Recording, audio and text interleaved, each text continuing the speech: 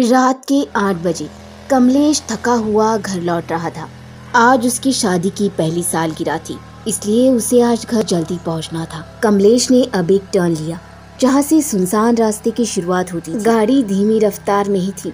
तभी उसे ऐसा लगा जैसे किसी ने उसकी गाड़ी पर कुछ खींच के मारा हो, लेकिन उसने पीछे मुड़ के नहीं देखा।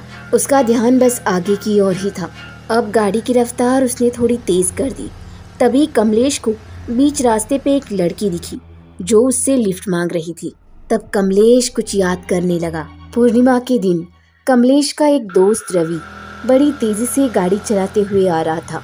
अब उसने आधा रास्ता पार कर लिया था और फिर एक टर्न ले लिया जहां से सुनसान रास्ता शुरू होता था। आते आते किसी ने उसकी गाड़ी पर अंडा खींच के मारा। तब रवि ने तुरंत अपनी गाड़ी रोक दी। एक अंडे को उस सुनसान रास्ते पर देख उसे कुछ अजीब सा लग रहा था।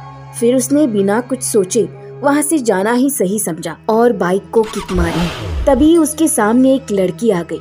क्या तुम मुझे आगे तक लिफ्ट दे सकते हो?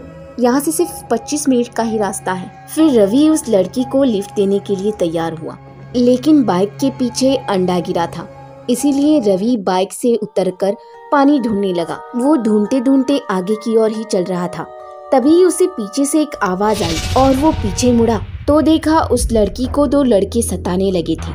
ये देख रवि भागते हुए उस लड़की के पास आ गया। इससे पहले रवि उन्हें कुछ बोलता, उस लड़की ने कहा, आखिरकार फंस ही गए तुम हमारी जाल में, पकड़ लो इसे। और फिर उन लोगों ने रवि को पकड़ लिया। उसके बाद रवि के साथ क्या हुआ पता नहीं, लेकिन इस हादसे के बाद ना तो रवि की कोई खबर मिली और ना ही उसकी बाइक मिली।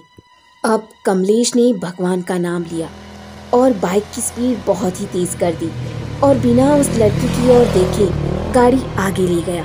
और आखिरकार कमलेश ने सही सलामत घर पहुंचकर अपनी शादी की सालगिरह मनाई।